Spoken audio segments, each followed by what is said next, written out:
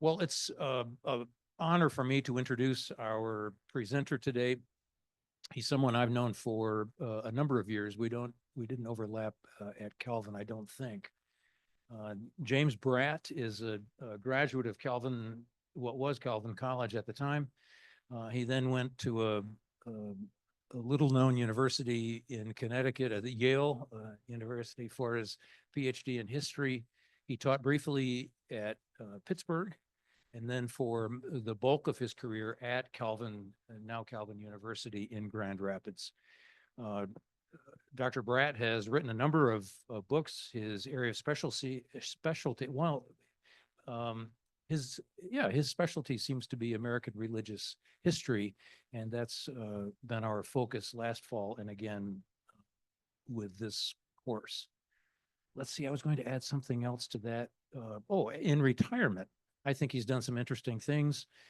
He spent an academic year in China teaching, and then 2 different times he did a semester at sea. And I think he left from Hamburg and docked again in San Diego, right? Both times, which sounds very interesting. Anyway, please help me to welcome Dr. James Bratt.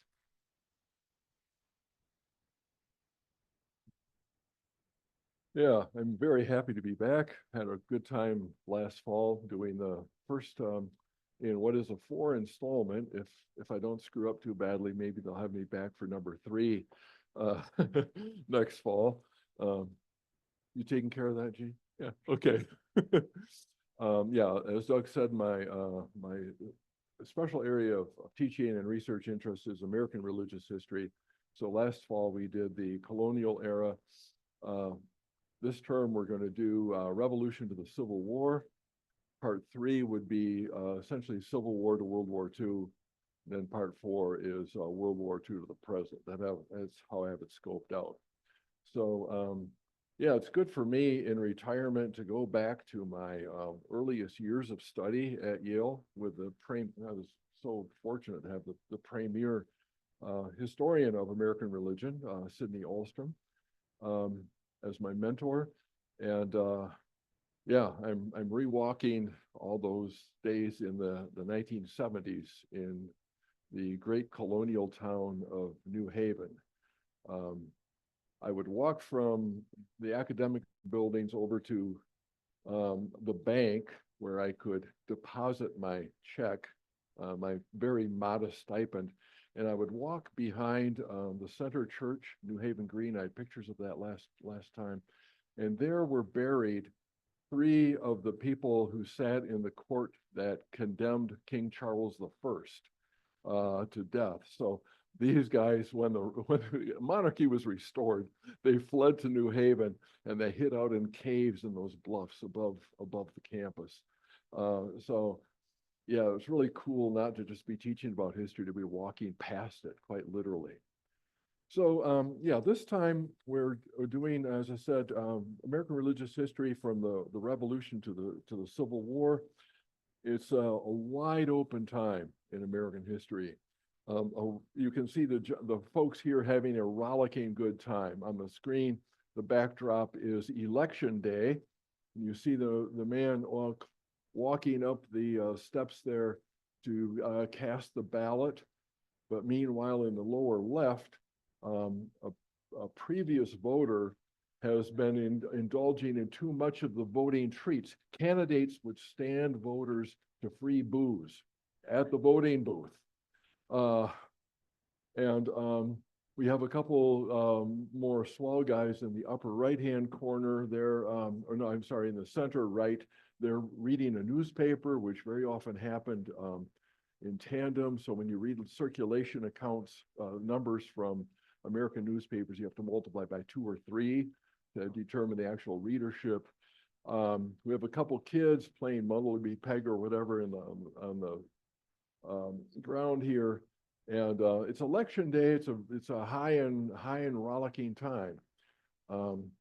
Politics was not just a spectator sport; it was a blood sport, and the blood was drawn in the newspapers as well as sometimes at the polling booth. So, yeah, what's American religion about in this era? So we have 4 sessions. And I'm going to be taking us through 4 different topics that show how complicated the picture is of American religious history at this time.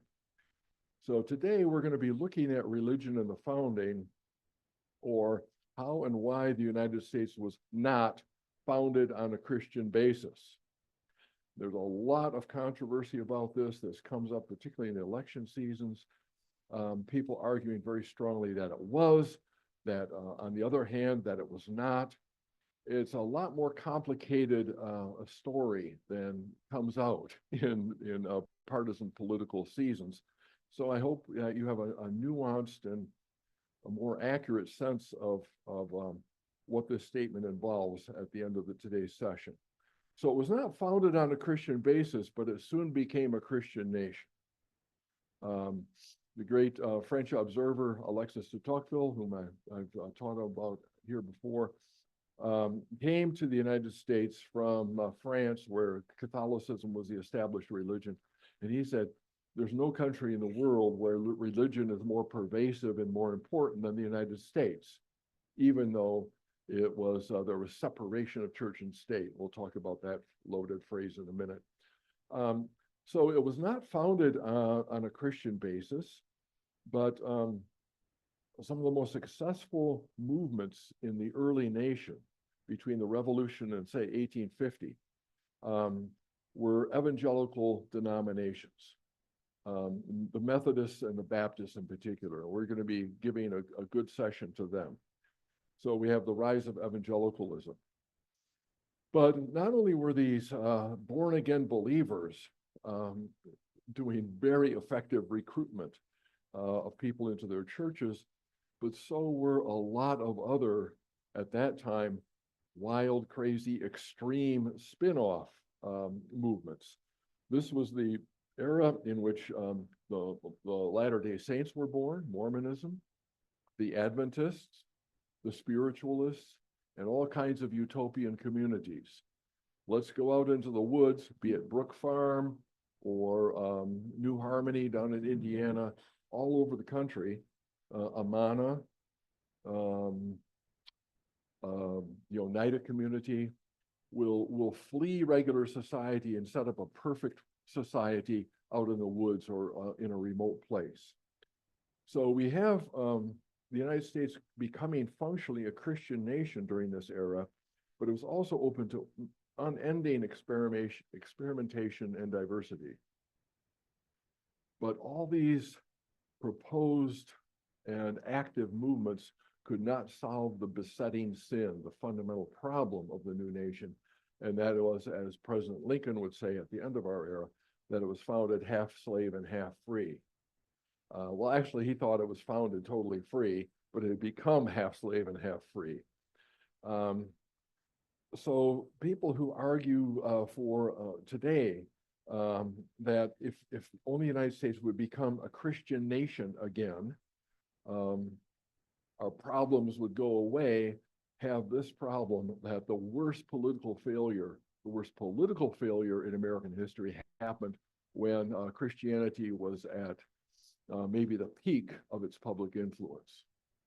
Okay, the Civil War was a religious civil war, and in particular, we may say in this environment, in this town, it was kind of a Calvinist civil war, because the foremost defenders of slavery and some of the foremost abolitionists both stood in the shoes of John Calvin, which is an interesting story in itself. We're going to be covering that on in the 4th session.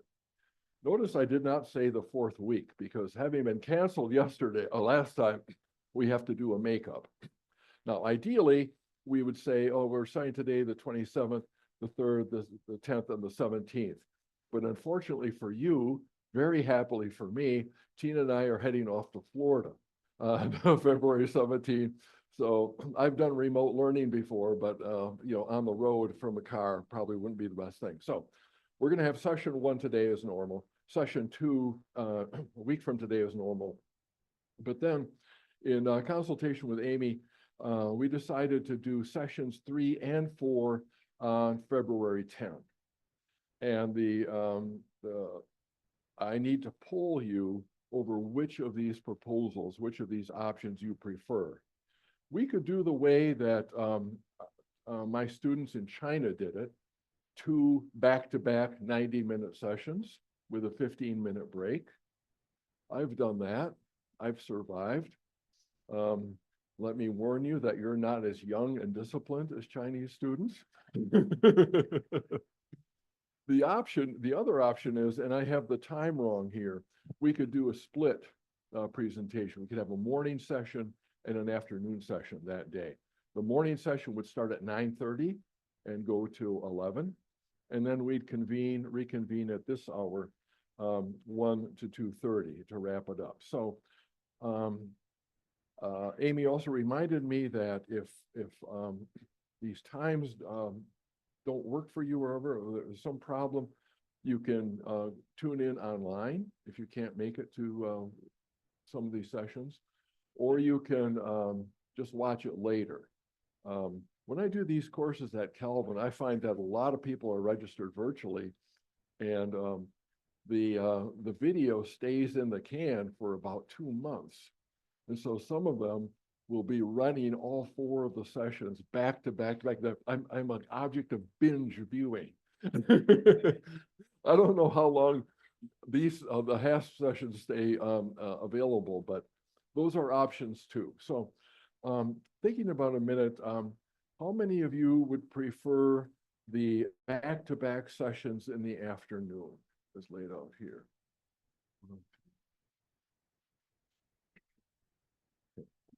Oh, goody, I know it's going to happen. How many of you would prefer the morning afternoon split? 1, 2, 3, 4, 5, 6, 7, 8, 9, 10, 11, 12, 13, 14, 15, 16.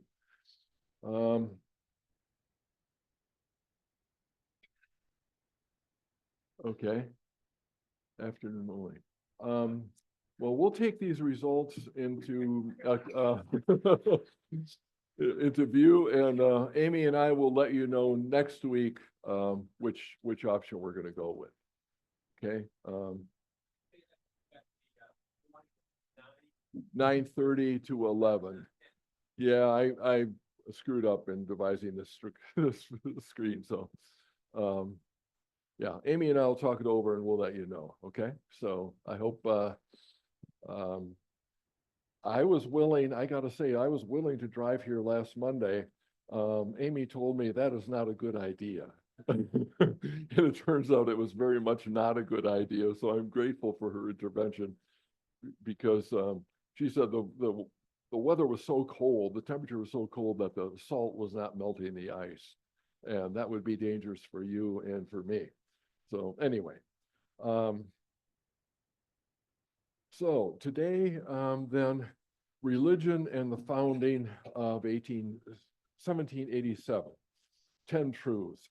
I used to articulate this as Jim Bratt's 10 commandments, but about religion and the founding. But yeah, some people found that to invoke the Dutch about spotten. So it's 10 truths.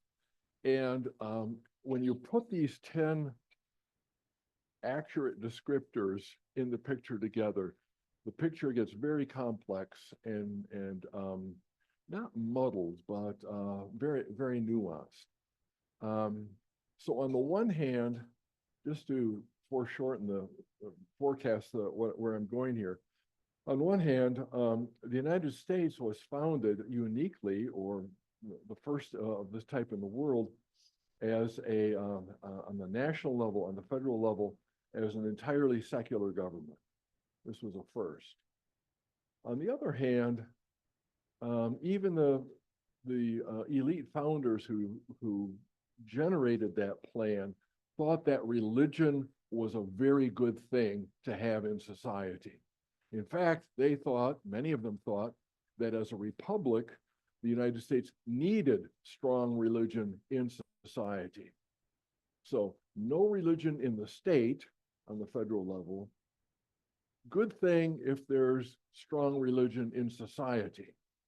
State and society, government and common life were seen as separated. And one of the things that's happened over time is that the state has radically expanded, society has gotten radically more complex, and the two have all kinds of interlinkages. And that's why you have all these arguments. So the two sides that come to you in partisan election times, either saying the United States was and should return to be a Christian nation, and those that said, no, the founders were really leery of religion and didn't want any part of it, they're both wrong. And we're going to be trying to sort out here the messy middle. Isn't that kind of the Hope College slogan, right? Occupying the messy middle. Okay. Some folks at Calvin have quoted that, and aspire to be occupying the same place. So, okay. One of the problems in talking about this topic is that people are often talking about different sets of founders. So when we say the United States was founded, which founding are you talking about? Very often, the United States as a Christian nation, folks, are talking about the Puritans in the upper right hand here. So the Pilgrims arrived here around 1620. The great, much larger and much more aggressive Puritan migration occurred about 10 years later. In both cases, yes, indeed, they were founding their colony upon a Christian basis. They were adamant about this. They were very clear about this. They warned off anybody who wasn't happy with that. And it was a pretty aggressive kind of Christianity too. It was Puritanism, which is the English word for Calvinism. Okay, so yeah, Massachusetts Bay Colony and the colonies that would later make up Connecticut, Hartford, and New Haven and New London, these were intentionally very articulately Christian enterprises. On the other hand, at the Philadelphia Convention, first that declared independence in 1776, and that later, 11 years later, framed the Constitution, this was a very different founding. And these guys, with the silk stockings and the satin clothes and the beauty marks and the wigs, that was manly deportment back then, meeting all summer long in Philadelphia with closed windows and the drapes drawn. Can you imagine doing that in Philadelphia? Yeah, they're heroes for no other reason than just enduring that. It really helped that they had a punch bar in the back, heavy on the rum. These people very consciously wanted to avoid what the Puritans did. They thought, with some reason, that the Puritan experiment of establishing a religion and trying to run things on the basis of the Old Testament had created way too many problems, too many divisions, too many conflicts. And so they wanted to set up the new United States on a very different basis, okay? So in the future, if you get involved in a discussion or an argument about the religion and the founding of America, ask which America, the Pilgrims or the Constitutional Convention folks, because they were very different enterprises. We're going to talk today about the folks in Philadelphia. The people referred to typically referred to as the founding fathers. Only I would point out in advance that there are several different different levels of founding fathers. And the people who are gathered in Philadelphia here, bottom right, could be in temperament and in outlook fairly different from people who led the revolution and then the new state constitutions on the state and local level. So you have to differentiate between the elite founders, if you will, and kind of the local elite founders. And we find differences there. So yeah, we're getting complex already.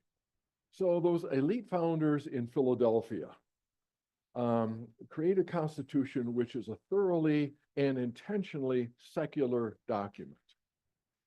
The Constitution, as originally framed, that is, say, without the Bill of Rights, which comes in a few years later, the Constitution, as originally framed, mentions religion only once, and in a negative context.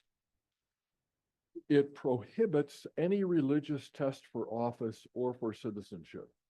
And when you look at what's going on in Europe, what had long been the case in Europe, in the Spanish colonies, in the New World and so forth, when you look at the Ottoman Empire, a Muslim empire, you will find that what the American Constitution does here is a radical new step, because in all these other situations, you had to be a Christian or a Muslim, or of a particular type, to bear office or even to be a citizen. A reliable subject in Europe had to be baptized. So you had to be a Christian to be a full participant in the society, not to mention to be a participant in the government. So this is a pretty radical step.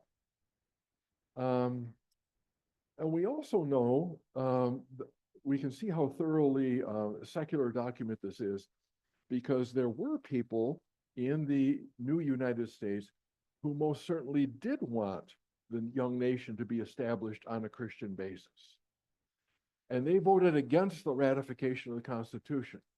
So there's this big argument. We have 13 different state conventions that have to ratify the Constitution state by state. Boy, there was some really interesting sausage made at those conventions. If you want to, well, maybe we'll have time for that during question time.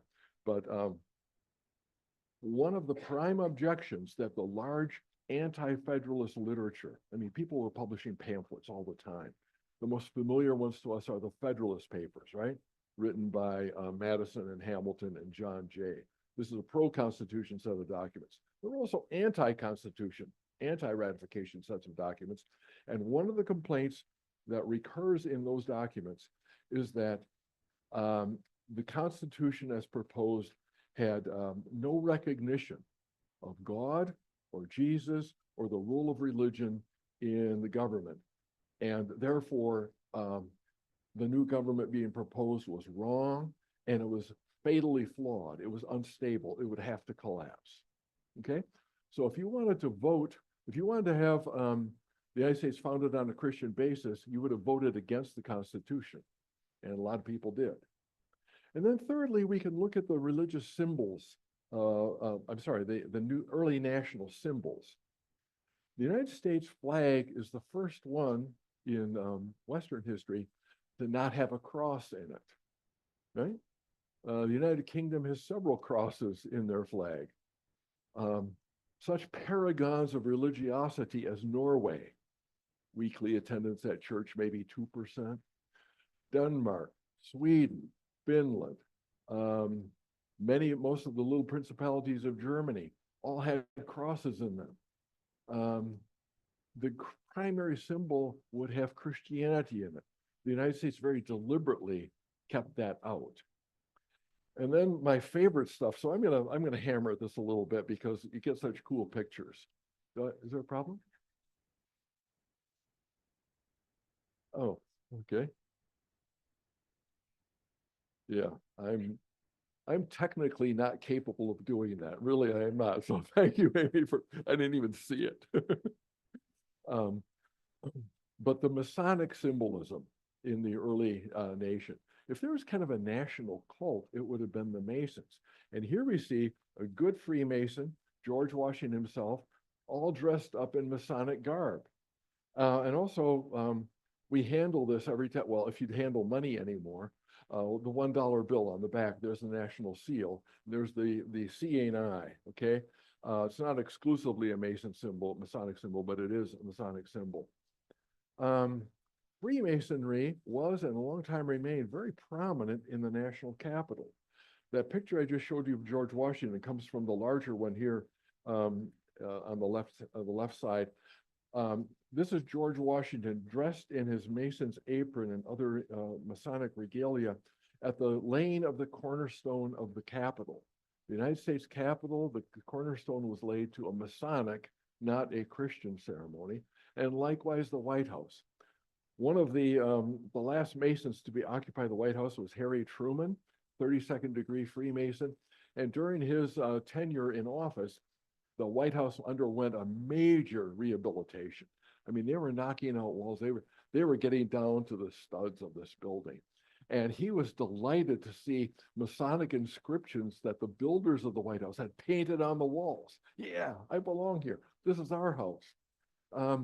You see on the right-hand side, the Masonic temple in DC. Have any of you ever seen that? Yeah. It is a very impressive place, very imposing. These guys had in mind that this would be one of the landmark buildings on the Washington, D.C. skyline. So the Capitol, Washington Monument, the White House, the Masonic Temple. And you go in there, the displays, it's really fascinating. Well, why do I make a point of masonry? In Anglo-Saxon circles, in the United Kingdom and parts that came over to the United States, Freemasonry was kind of an innocuous thing. It was a men's club, really good for business connections and for political advantage. But on the continent of Europe, the Freemason lodges were kind of the anti-church, right? Catholicism was so established in France and most of the principalities of Germany, Lutheranism in other parts of Germany, that people who disagreed with it had no place to go. So they formed these Masonic lodges and with their own rituals and their own oaths and their own secret connections and their own vows. These were not atheistic, but they wanted to create an alternative site and creed of religion to that of Christianity. And they also generated a lot of the leadership of the French Revolution. Contrary to the American Revolution, the French Revolution, for various reasons, turned anti-clerical, anti-church at a fairly early date. So in French lore in the continent of Europe, you were either for the revolution or you were against the revolution. If you were for the revolution, you were against the church. And if you were against the revolution, you were for the church. And the Masons were all on one side. So Freemasonry on the continent of Europe was coded as subversive and anti-Christian. That's why churches that hail, many churches that hail from the continent of Europe, like the Roman Catholics and the Missouri Synod Lutherans and the Christian Reformed Church, all forbid lodge membership. Okay? We can get to this later, maybe next term, but also there's a kind of a contest for membership here. In Protestant churches in the United States, in big cities in the United States, in say the 1880s, the 1890s, 1900s, in Protestant churches in large cities, there were more males who belonged to lodges than to churches. So this is a real rival organization. So membership of churches in these cities tend to be 2-to-1, 3-to-1 female to male.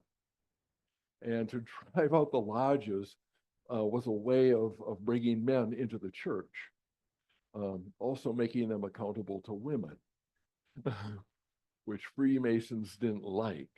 So anyway, this is a kind of complicated issue, but if you look at real rabid right-wing conspiracy theories of what's gone wrong in the United States, you'll find, and also in Europe, like in Hungary, in Franco Spain, you'll find this constant theme of anti-Masonry.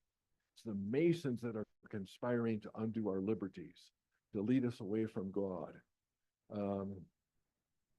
Jews too, so they're prominent in conspiracy theories, but the Masons are always there. So this is kind of a big deal.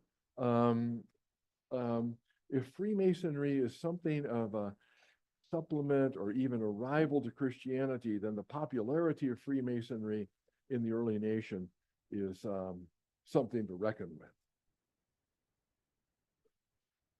The final testimony to this Constitution being a secular document is this National Reform Association, founded in 1864, carrying on well into the 20th century, that recognized the secularity of the Constitution.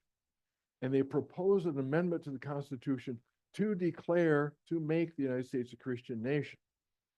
So these are ardent, very often evangelical, but also mainline Protestants that proposed an amendment to the Constitution, to the preamble, to read, "We, the people of the United States," then new language, "recognizing the being and attributes of Almighty God, the divine authority of the Holy Scriptures, the law of God as the paramount rule, and Jesus, the Messiah, the Savior and Lord of all, in order to form a more perfect union, do hereby ordain the Constitution of the United States."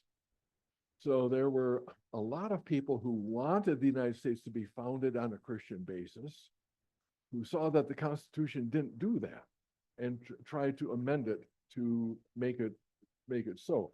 The function of this would be to warrant and uphold prayer and Bible reading in the public schools, to legitimate the Christian Sabbath laws, to defend Protestantism. Frankly, this is a Protestant movement, to defend Protestantism versus Catholic and Jewish immigration, which after the Civil War was really booming. This was proposed again and again and again in Congress, and it never came to a vote. I pointed out here to register how very clear a lot of United States as a Christian nation folks were about the inadequacy, in their view, of the Constitution. So you have people today that are trying to religify the Constitution, religify the Founding Fathers, George Washington praying on his knees in the snows of Valley Forge and all that. Yeah, the role of Christianity in the founding of the nation is quite exaggerated. And a lot of people have been very uncomfortable with that. And they took a different tack to amend the Constitution rather than trying to import godliness back into these founding fathers. Okay. On the other hand, founders were not atheists and they were not moral relativists, right? Declaration of Independence starts out to the end of upholding a nation, a new nation that defends natural rights.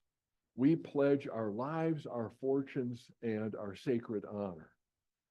The people who led the war for independence were betting everything, their lives and their fortunes, not to mention their historic reputations, on pulling this thing off.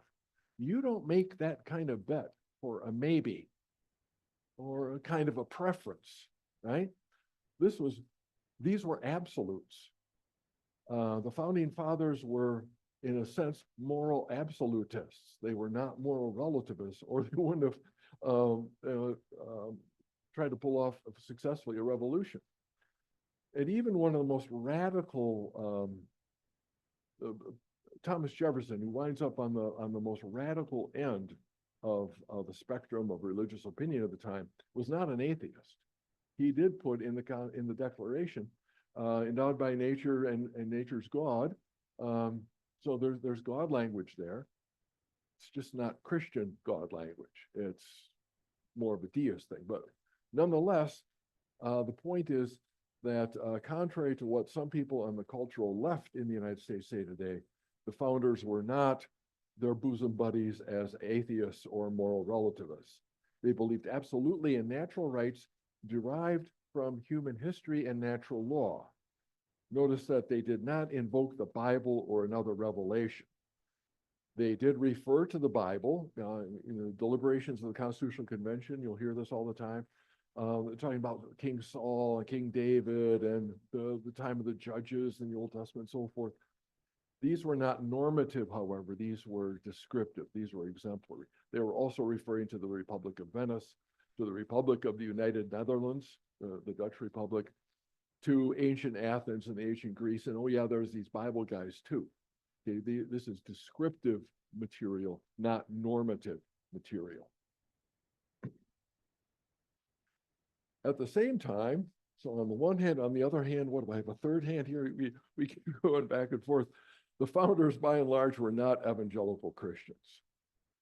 Some of them, like Jefferson, were deists.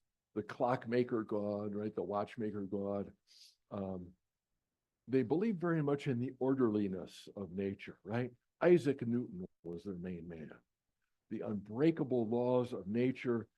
And Isaac Newton's universe is such a steady, predictable thing. You know exactly where Mercury is going to be at any time in history. You know exactly how fast this object is going to fall. Isaac Newton's nature was a very orderly, predictable thing. Darwin's nature will be different century later. And Albert Einstein's nature, our own world, is different yet. So these guys, when they talked about nature and nature's God, they had Isaac Newton's nature in mind. And if there's such order, there must be an orderer. So the deism, among its principles, was that there is a creator who put everything in order and established laws by which it would go, and then kind of has been napping ever since, right? I mean, what does he have to do? He did the job right in the first place. I don't have to pull off miracles. Things go as they should. Now, a deist like Benjamin Franklin thought, no, he talked about providence. Sometimes this clockmaker God gets off the couch and intervenes dramatically in human affairs. But by and large, on the deist side, they had very strong doubts about specific religions, be it Christianity, Islam. A deist like Voltaire is terribly anti-Semitic. If you're looking for nice things about Jews, the deists are not necessarily reliable guys. They wanted nature's religion. They said everybody is religious on earth. Everybody's religious. So religion itself must not be a bad thing or an unnatural thing. That's the same thing. To be bad is to be unnatural. Religion is not an unnatural thing, but there have been all these perverse turns on it by which priests exploit this religious instinct to their own advantage.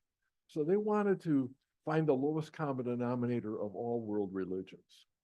And they came up with three basic principles: that there is a God, that there is immortal life, and that our eternal destiny will be a reward or punishment for how well we behave on earth. Okay? So this is a very moralistic kind of religion, deism.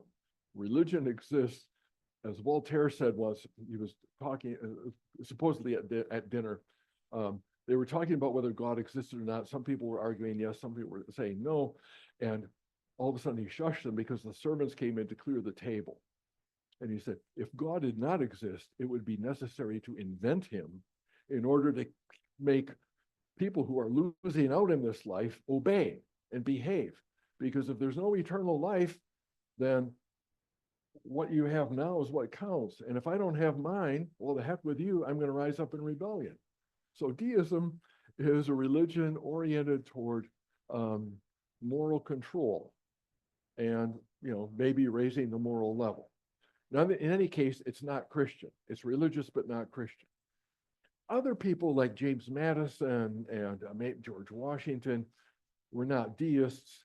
They were Christian, but they were pretty liberal. We would regard them as pretty liberal or tepid Christians. They denied the doctrine of the Trinity. Now, can you be a Christian and not uphold the Trinity? Back then, that was a pretty controversial thing. Well, it wasn't controversial. No, if you didn't believe in the Trinity, if you didn't believe in the divinity of Christ, you were not a Christian. If you refuted St. Paul in 1 Corinthians 15 and say, I don't believe in the resurrection of the dead, well, Paul would count you the most miserable of people. And you certainly didn't meet the bar of Christian orthodoxy. The virgin birth, the authority and infallibility of Scripture. These doctrines which define evangelicalism, among the many others, many of these founders had trouble with. John Adams was fairly conservative theologically. He denied the Trinity, and he also said that the doctrine of the divinity of Christ was the most odious blasphemy ever to be inflicted on the human race. Uh, but he thought he was a good Christian. Okay, so we're in Complexityville here. They were Christians of a liberal or tepid sort. They were Christians of, say, an Abraham Lincoln sort. Let's say kind of Unitarian theists. Lincoln didn't have much dealing with Jesus. I mean, Thomas Jefferson, on the other hand, whose Bible is here depicted, did have a lot to do with Jesus. He thought Jesus was the only good thing in the Bible. And so he made, this is his Bible, he made a new edition of the Bible. Forget the Old Testament. That's just Jewish superstition. Forget the epistles of Paul. They came later. No, Tom, they kind of came first, but never mind. And the parts of the Gospels, so we're down to the Gospels, he had his own kind of red letter edition of the New Testament. He cut out all the stuff about miracles, all the stuff about ceremony, liturgy, and so forth. It's the moral teachings of Jesus. He thought that Jesus was the greatest moral teacher in history. And Orthodox Christians say that too, but they tend to say more. Thomas Jefferson cut off the more. So this is not a picture of the authority of Scripture, right? With whole sections hacked out. So they were not atheists or moral relativists. They were not evangelical Christians. They tend to be tepid or liberal Christians. But who are the founders? Now let's complicate the picture even more. Those guys okay,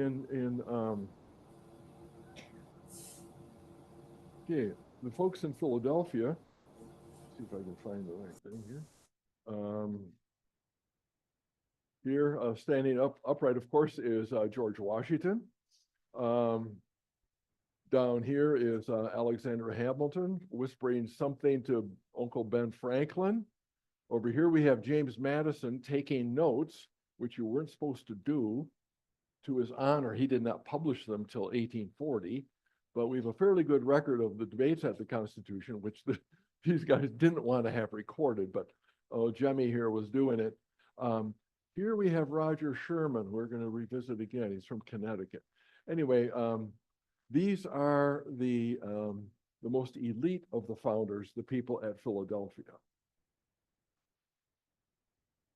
The revolution, the war for independence, was carried on, catalyzed at the local and state levels too. So each state had to kind of declare its independence, and each state had to come up with a new constitution to replace the charter they had from colonial times or from the king. And so we have the middle and local ranks of the founders, the instigators of independence, and the authors of the new constitutions on the local level. And at this level, we find, depending on the colony become state, we find a fair number of people who are Orthodox Christians by any measure. This is particularly true in the Congregational and Presbyterian denominations. The British leadership called this the Black Regiment, not because they were African American, but because they were clergy wearing those Geneva gowns. The Black Regiment, the clergy and the eminent laity in the Congregational and Presbyterian churches were carrying on Calvinism's tradition of a publicly engaged religion. Calvinism from the start, and where it's authentic still today, is never about me and Jesus, not just about me and Jesus. It's about trying to create a righteous and just society. Okay? Comes right out of Calvin's Geneva. The Puritans had it, and the Presbyterians and Congregationalists tried to carry that on, and as we'll see next time, carried it on pretty successfully, innovatively, up to the time of the Civil War. So we have in the upper left here, Patrick Henry, who is from Virginia, give me liberty or give me death. Patrick Henry's mother was born again in one of the Great Awakening revivals. That's the last thing we talked about last session, right? This wave of revivalism that spreads over the 13 colonies in a generation before the Revolution. Patrick Henry witnessed this revival preaching, which converted his mother, and we don't know exactly how much he took those doctrines to heart, but he sure took their rhetorical style to heart, right? The Great Awakening pastors got off down from their bully pulpit with their formal written out sermons and formal, elegant, university educated rhetoric and got down to right in people's faces and tried to get them Jesus, right? It's a new kind of rhetoric that doesn't keep concepts and ideas and motivations up in the rational clouds, but gets it right down to the people in emotional way.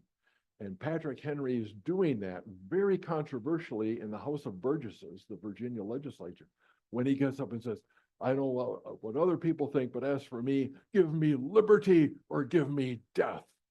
This is an incendiary style that's taken over from Great Awakening kind of religious rhetoric, rhetorical style, now applied to politics.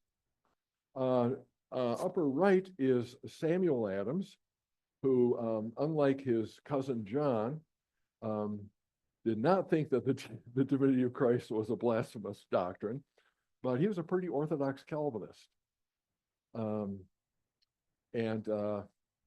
He wanted, in Boston, he was the leader of the Sons of Liberty, the revolutionary cadre, right in the forefront of revolutionary activity. And he wanted Boston to become a Christian Sparta, right? Disciplined, dedicated to the cause of the Lord, willing to sacrifice your life in fighting the enemy. Lower left, we have Roger Sherman. I pointed to him in the picture of the Constitutional Convention. Roger Sherman is from nearby New Haven. His pastor is the son of Jonathan Edwards. So Jonathan Edwards Jr. Had a parish. Roger Sherman was a member thereof, and you have to think that he was a pretty orthodox Christian. The most influential of these people, fairly elite in himself, is John Witherspoon, lower right. Imported to the College in New Jersey, present-day Princeton, after a whole series of presidents there had died very early, including Aaron Burr Sr. and Jonathan Edwards, Aaron Burr Sr.'s father-in-law. Edwards was there about 6 months and he died of a smallpox inoculation. Robert Kennedy Jr., call your office. So to get someone who can survive in the swamps of New Jersey, they import someone from Scotland. They're hardy, they can endure anything, right? And Witherspoon was a longtime president there. He had a tremendous impact on Princeton. He also had a tremendous impact on the early nation. He was the only clergyman to be a member of both the Continental Congress that declared independence and the convention that wrote the Constitution. As a president, also professor at the College of New Jersey at Princeton, he taught more members of the emerging political leadership of the new nation on the national, also the state level. He taught more political leaders of the early nation than any other single figure. Among his students, maybe the most powerful one was James Madison, who didn't go to William and Mary like Thomas Jefferson. He went up to Princeton because he was toying with the idea of becoming a Presbyterian minister. He was deeply interested in theology. He thought that might be his calling. But then he looked at his short stature and he heard his thin, reedy voice and said, this is not the makings of a powerful minister. Plus, he had a problem, not with the doctrine of sin. James Madison is as orthodox a Calvinist that you can find when it comes to total depravity. He just didn't believe in salvation. Kind of an issue for a minister, huh? Did Jesus Christ's death atone for the sins of the world? Well, no. What can keep sin under restraint is an artfully designed constitution in which you pit interest against interest. So read Federalist 10, Federalist 51, Madison's words, to see how Calvinism can be secularized into constitutional language and constitutional arrangements.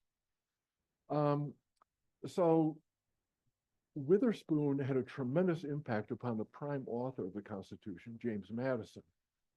But Madison got to that point only by ditching the creedal Christianity, right? And finding the pragmatic residue or the pragmatic outcome of Christianity, of Calvinist Christianity. Strong doctrine of sin, no heavenly salvation coming down, no miracles that are going to save us.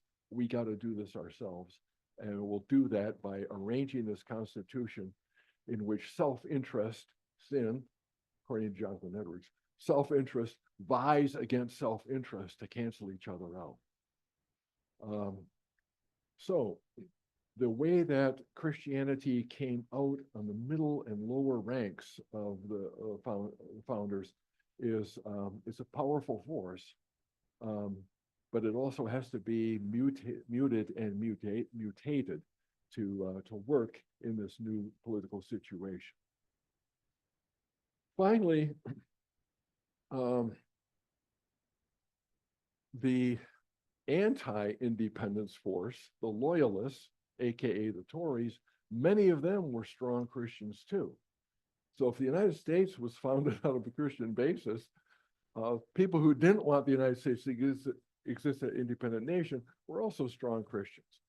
Upper picture, we have the Quakers, who are committed pacifists, nonviolence.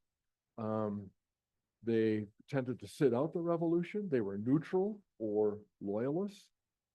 By the way, they were also deeply invested in international trade, and they found the War for Independence very disruptive to business. The British Empire is a wonderful place to be if you're conducting international commerce and you have a license to participate, and the Quakers did. So both for principled and prudential reasons, the Quakers tend to be loyalist or neutral. On the right hand here, we have the bishop, first Episcopal bishop in the new United States, Samuel Seabury, who was really frustrated that the United States was an independent country. He opposed it. He quoted Romans 13, same passage that was quoted at me when I was a college student opposing the Vietnam War. Let all souls be subjected to the higher powers, for the higher powers are of God. What don't you understand, Jim? What don't you understand, George Washington? Is there a word here that's vague to you? Paul says obey. Paul said it. I believe it. That settles it, right? Without royal authority and the authority of established church, people like Seabury said, human society would become chaos. It would degenerate into faction and dispute and violence. Human society would fall apart. Because people are sinful, you have to have strong political and religious authority to keep them in line. James Madison said, no, we can artfully create an instrument that will set all this chaos against each other, and out of it, abracadabra stability will emerge. Okay, good luck, James.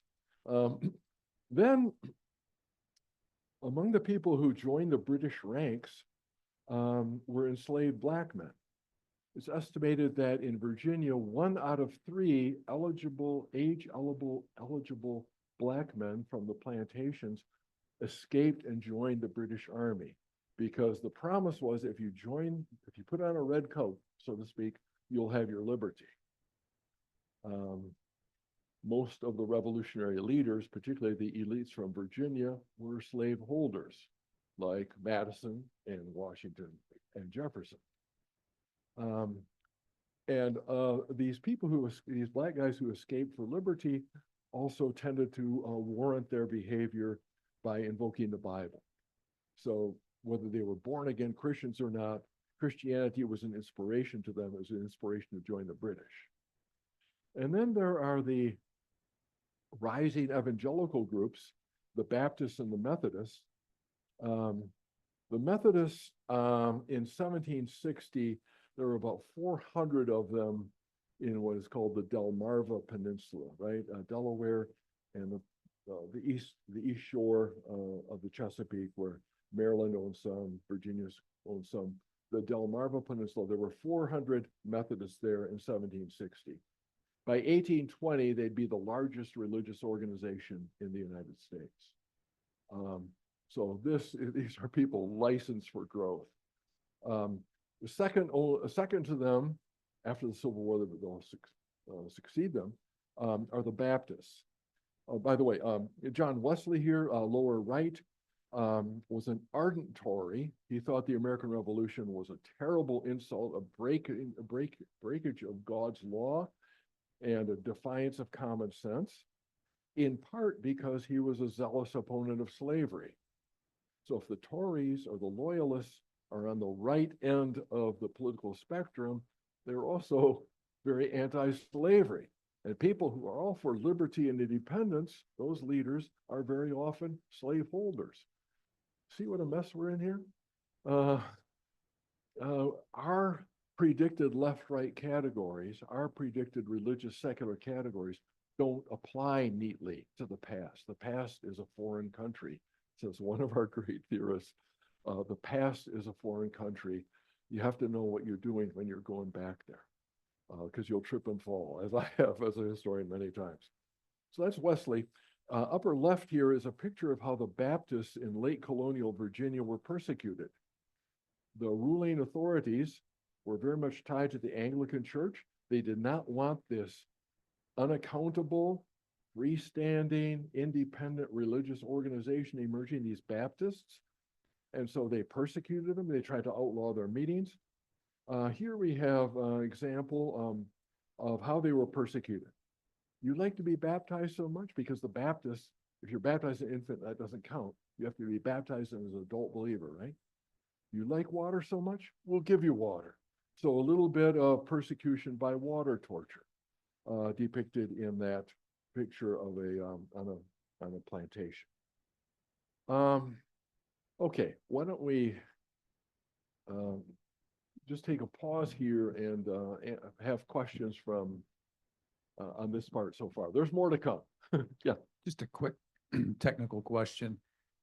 The largest denominations, are you referring to Protestant denominations, or is that, do you include Catholicism in there? As of 1820, yeah, Catholics too. Now by 1850, Catholicism will be the largest denomination. But that's only after we have these hordes of immigrants coming over in the 1840s. Okay, so Methodists in 1820, we'll get into this more next time. Methodists are the largest denomination, not just the Protestant, but the largest denomination per se. Okay, somebody else.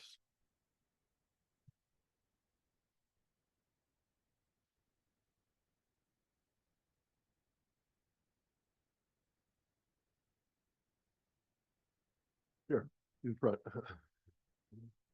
Mary.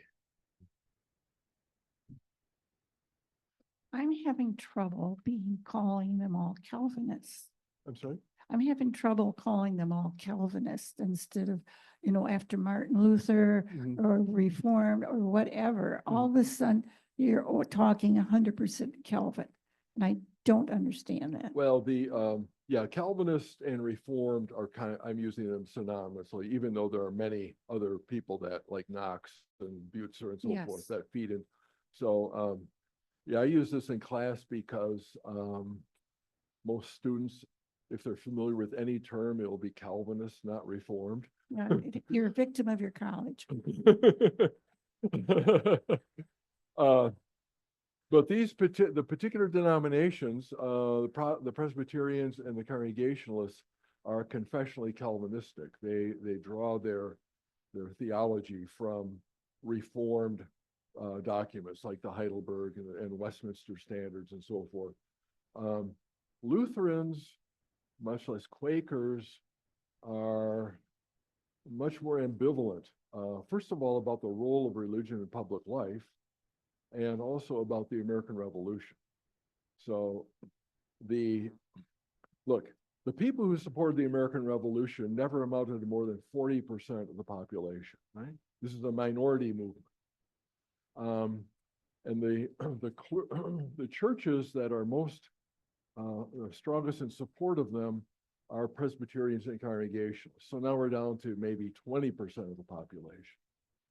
So by no means are all people at the time of the American Revolution Calvinists. They are a small minority, but they're pretty well organized, and they're very well disciplined. So they have an outsized influence. Yeah. Oh, I'm sorry. He has the mic. Yeah, you said some of those early 13 states were really opposed to declaring independence or to approving the Constitution. Yeah. Which ones were those? Oh boy. Most of the literature about this that I remember reading about concerned the ratification process in the big ones: Pennsylvania, New York, Virginia. I think Rhode Island is opposed. Rhode Island never ratifies. South Carolina is dubious because there's not a strong enough support for slavery. I mean, the only reference to slavery, and it says that it shall not be interfered with for 20 years.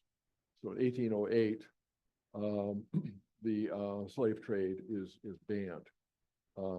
So the most interesting story, oh boy, was that New York or New Hampshire? It was the 9th state to ratify, and you needed a 2/3 vote. So out of 13, you needed 9. You had 8. Where are the rest of them? I'm embarrassed to say I don't know who voted against. But anyway, in New Hampshire, they just argued on and on. They couldn't resolve this. So after weeks of this, one noon, the pro-ratification side decided to take the anti-ratification guys out for lunch. They had an open bar, and they liquored these guys up so they couldn't get back to the assembly. They got just enough of them there with themselves. They had to abstain during lunch to have a quorum passed. So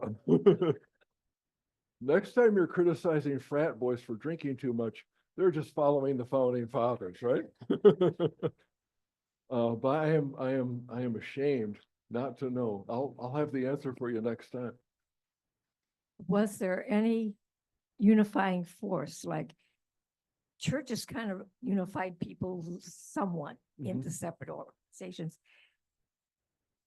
But was there any unifying force that brought them together, these outlying area? I mean, this is all spread out so far. Yeah, yeah. And different states had different entities that were dominant. Was there any unifying? That was the question of the unit? time, and the answer was not much.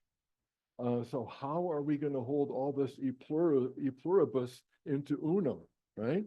I mean, that's an aspiration, e pluribus unum. That's an aspiration.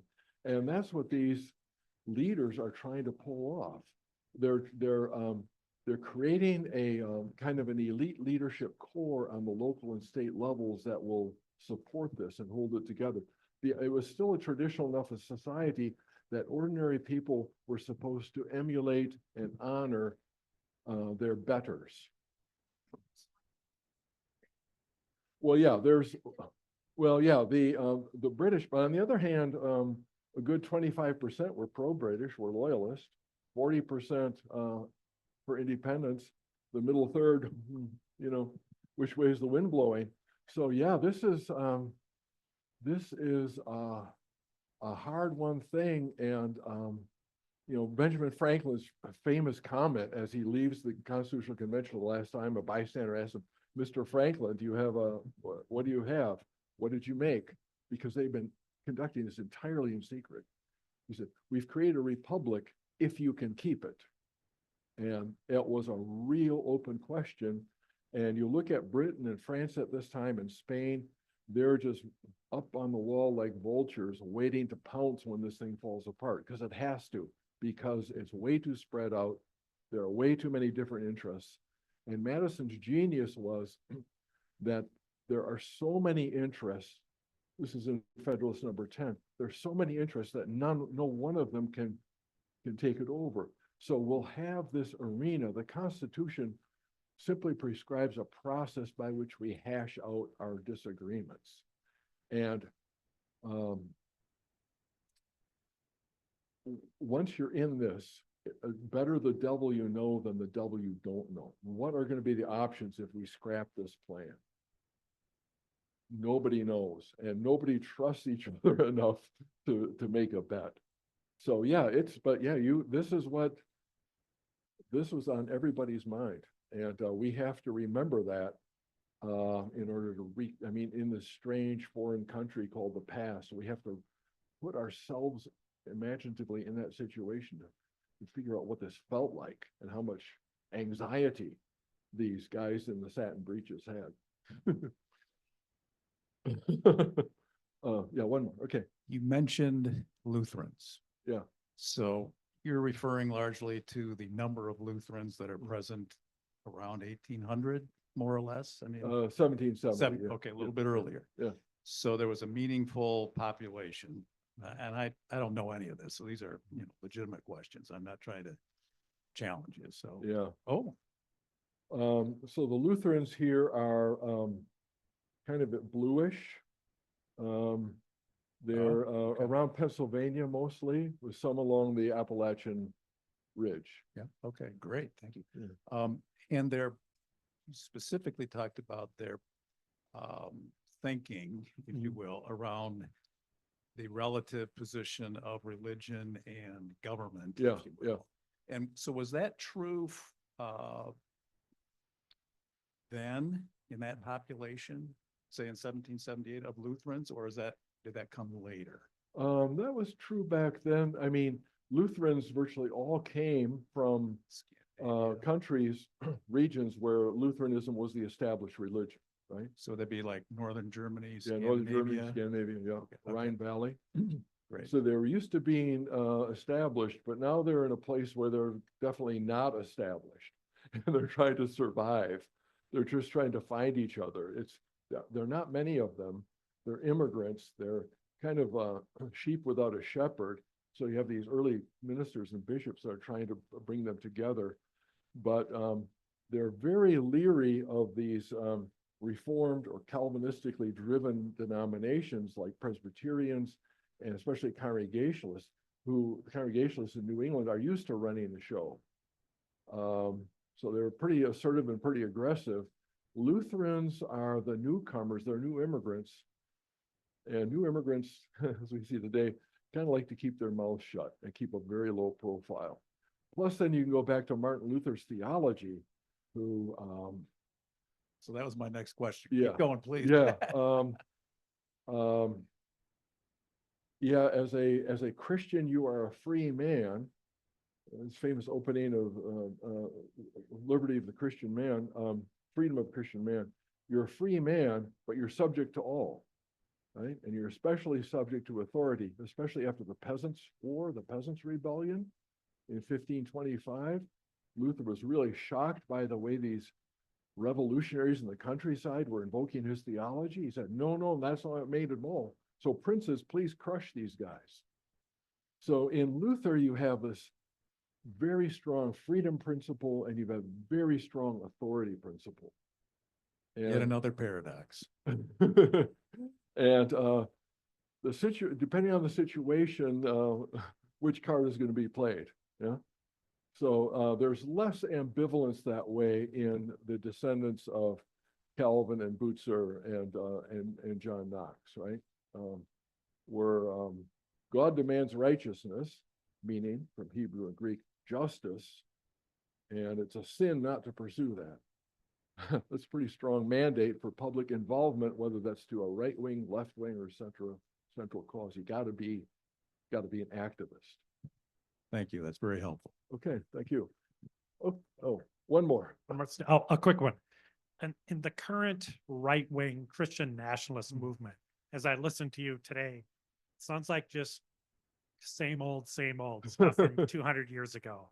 Do you hear anything new in this modern right-wing movement, Christian nationalists who want to rewrite the Constitution like they did 200 years ago? No, they're taking a page from New England Puritans. So they're going back to that Massachusetts Bay founding.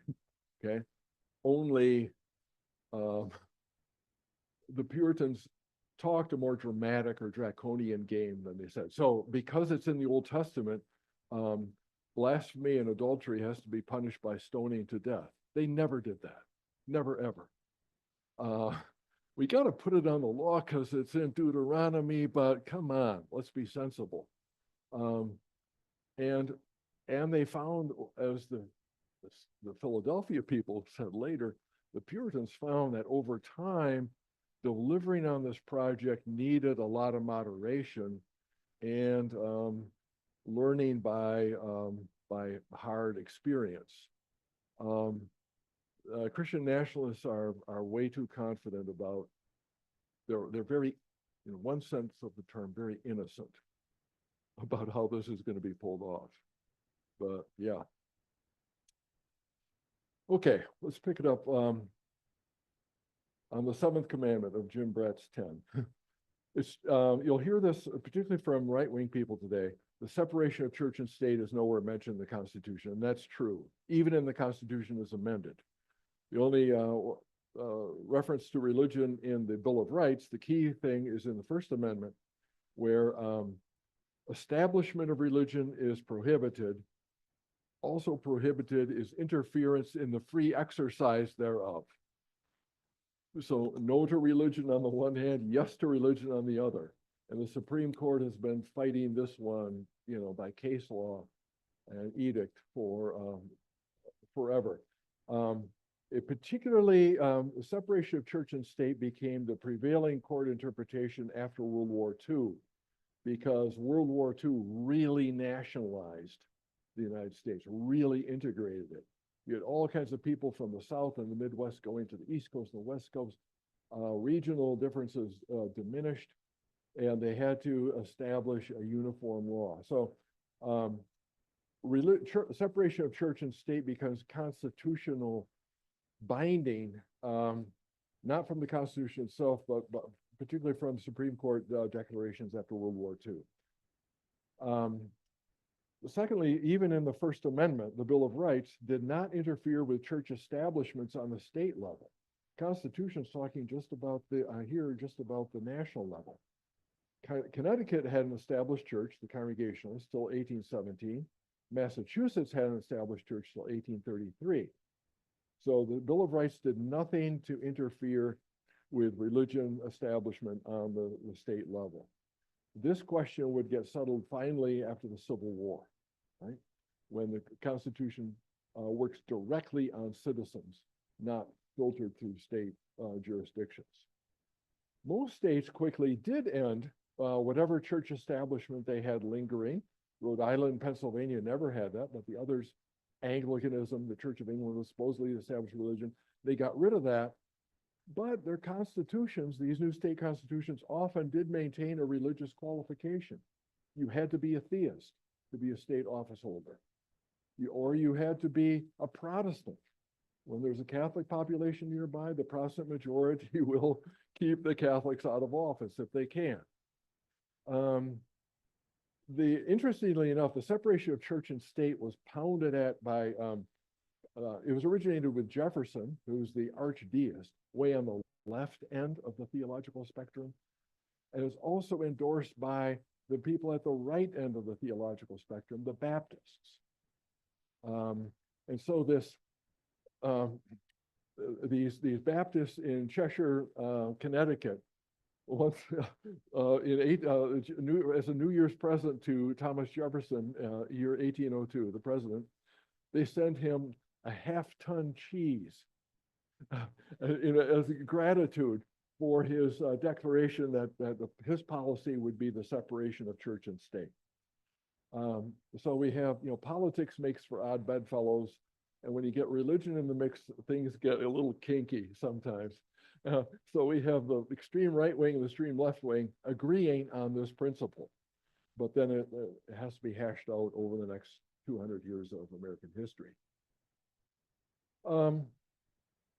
There's a lot of talk about public virtue and at the time among the founders.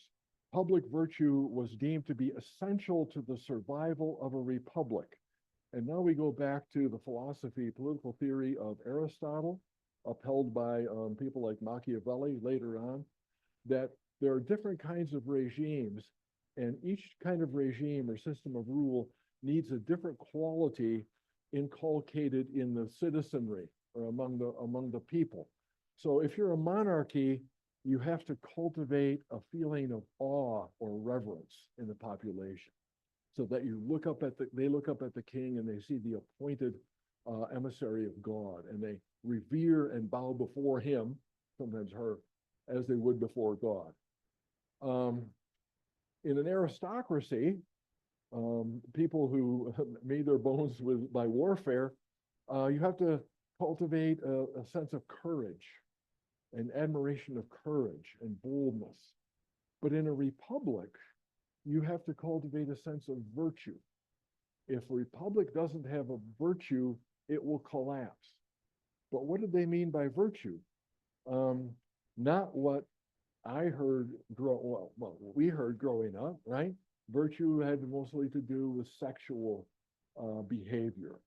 Remember that the girl could lose her virtue.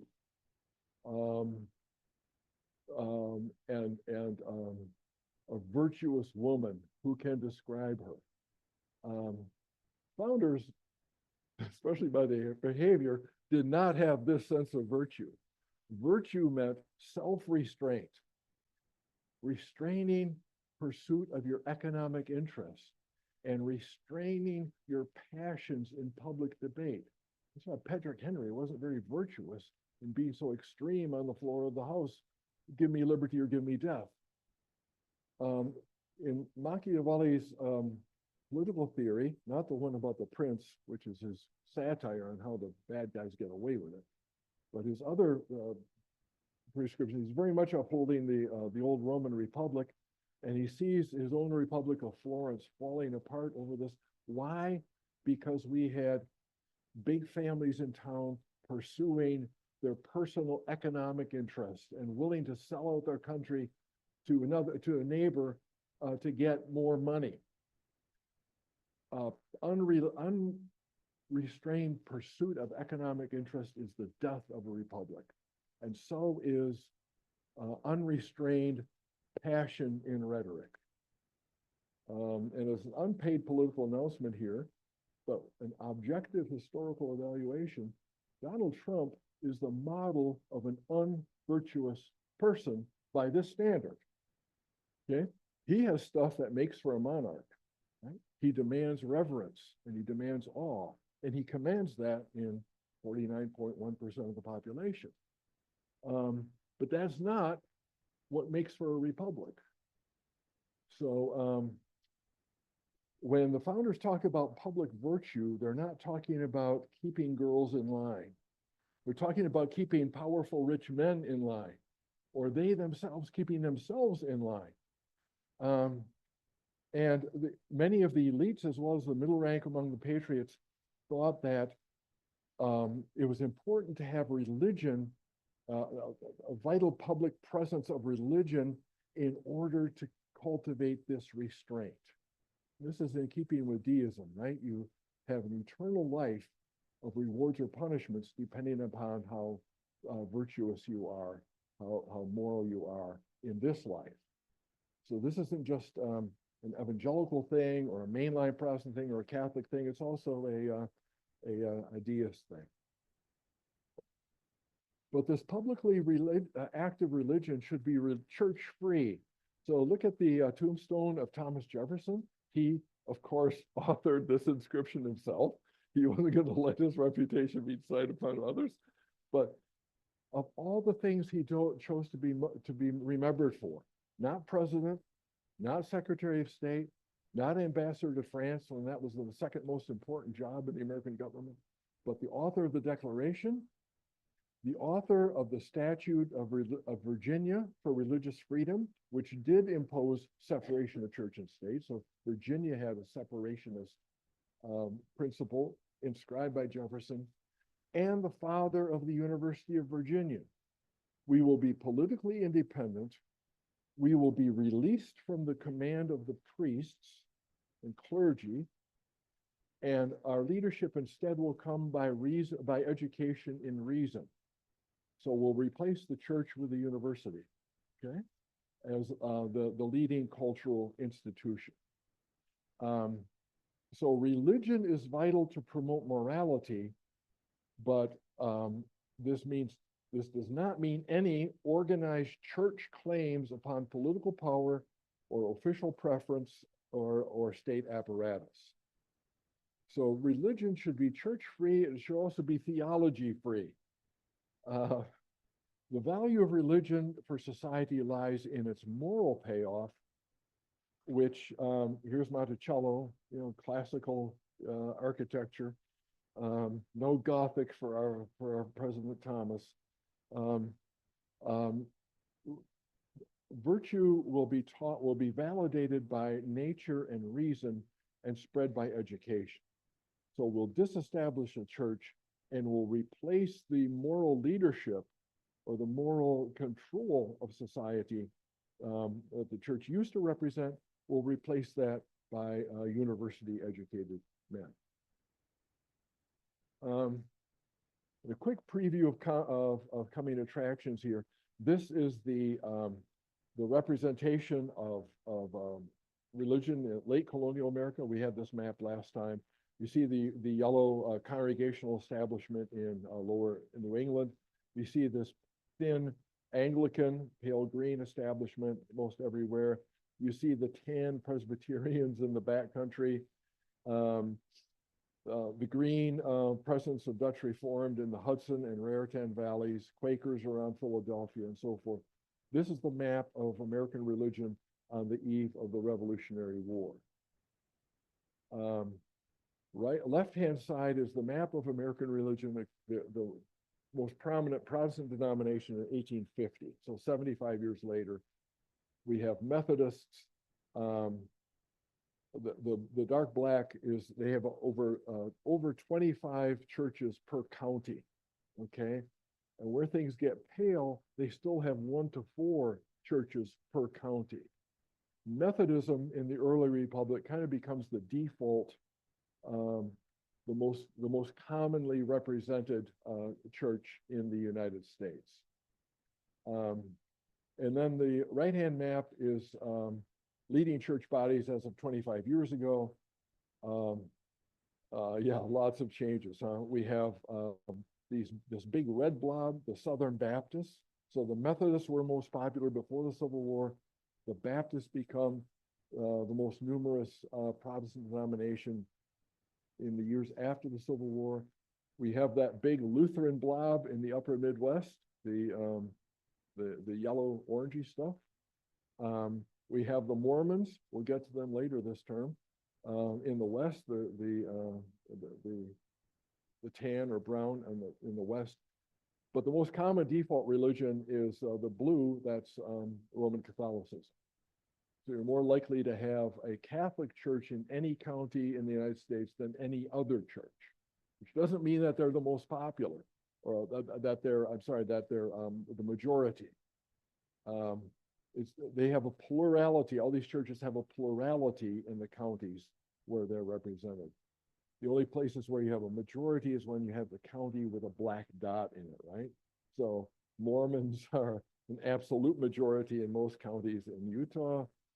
You have some Baptists around the Oklahoma-Texas border, some Lutherans in the Dakotas.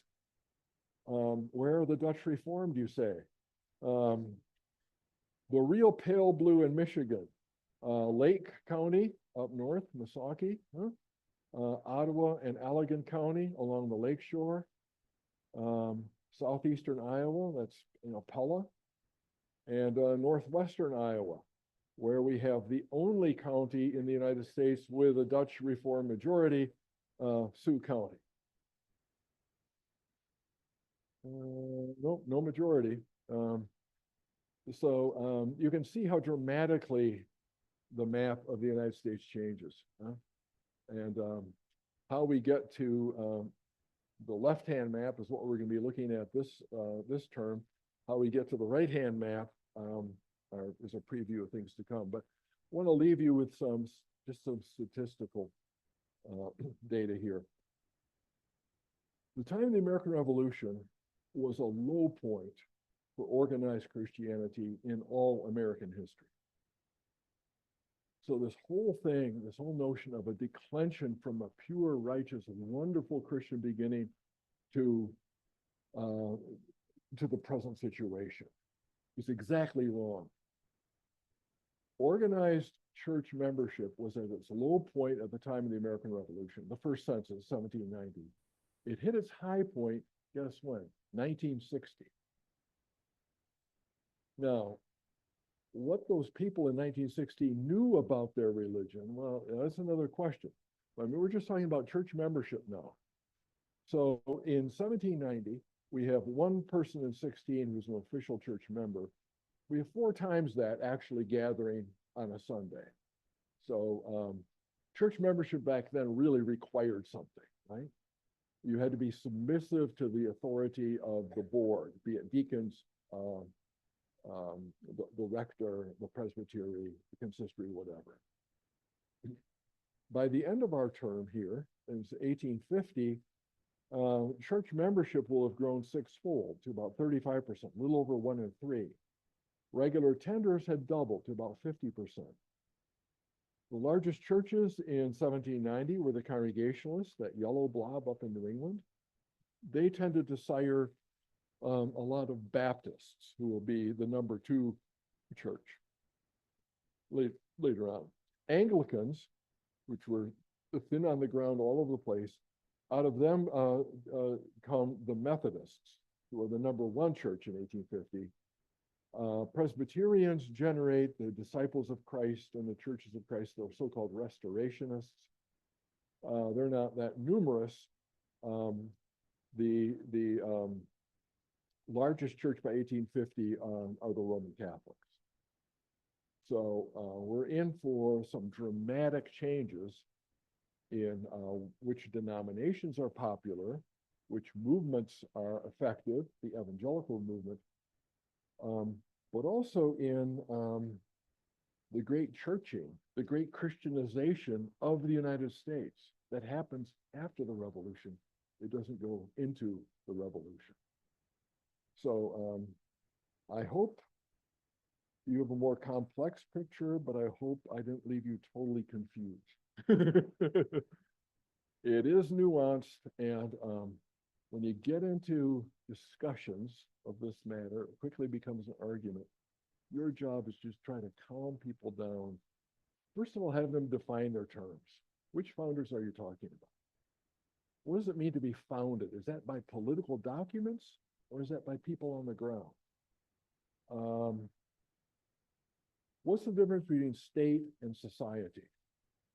Religion powerful in society, but kept out of the state. What is the difference between the national level and the state level? Some establishments down here, no establishment up there. So if we can begin to kind of nuance each other, maybe the temperature in this country can come down a little bit. But that means that people will have patience enough to learn history. And you all do, so may your numbers increase. We'll see you next week.